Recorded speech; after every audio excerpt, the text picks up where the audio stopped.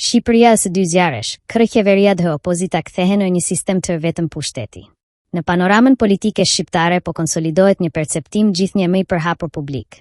Vendi nuk po përballet thjesht me një qeverisje problematike, por me një krizë të dyfish përfaqësimi, ku pushteti dhe opozita shihen si pjesë e të njëjtit cikël politik që riciklon veten prej më shumë se 3 dekadash.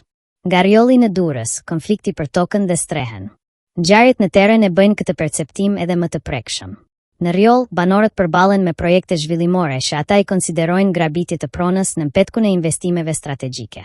Në Durrës, familje të tëra përballen me shembje banesash, zhvendosje të detyruara dhe pasiguri sociale, shpesh pa alternativa reale strehimi. Dy realitete të ndryshme gjeografike, por me një emërues të përbashkët. Qytetari i zakonshëm përball shtetit dhe interesave ekonomike. 35 vite tranzicion, një bilanc i kontestuar. Ky model përplasjesh nuk është episodik. Ai shtrihet në kohë. Prej 35 vitesh, sipas kritikëve të sistemit, Shqipëria ka përjetuar një rotacion të pandërprerë mes dy forcave kryesore politike, Partisë Demokratike dhe Partisë Socialiste, pa prodhuar një transformim strukturor të shtetit.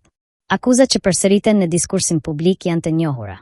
Kapje e burimeve publike, korrupsioni institucionalizuar, nepotizëm politik, lidhje me interesa kriminale dhe oligarkike. Në këtë narrativ, përgjegjësia nuk mbetet më te një kamp i vetëm, por shpërndahet mbi të gjithë klasën tradicionale politike. Pasurimi i elitave, varfërimi i qytetarëve.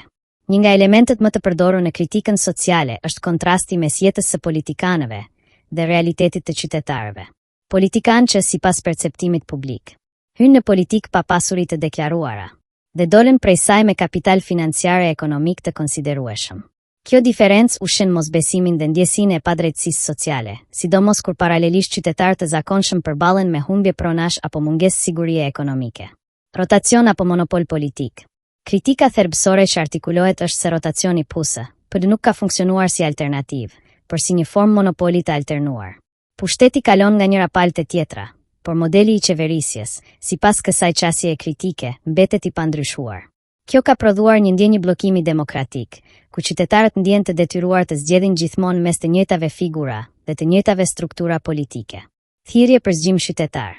Në këtë klim mosbesimi, po artikulohet gjithnjë më fort nevoja për një ndërgjegjësim kolektiv qytetar. Shkputje nga votimi mekanik partijak. Refuzimi figurave të konsumuara politike. Kërkesë për alternativa të reja për faqësimi. Sepse nëse konflikti për tokën, strehen dhe dinjitetin social vazhdon të përsëritet në çdo qeveri, atëherë, sipas kritikëve, problemi nuk është thjesht kush qeveris, por si është ndërtuar vetë sistemi.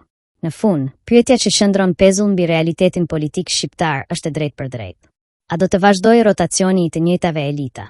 Apo shoqëria do të imponojë një kapitull të ri politik për të ndarjeve tradicionale? Debati mbetet i hapur, por presioni qytetar duket se po rritet.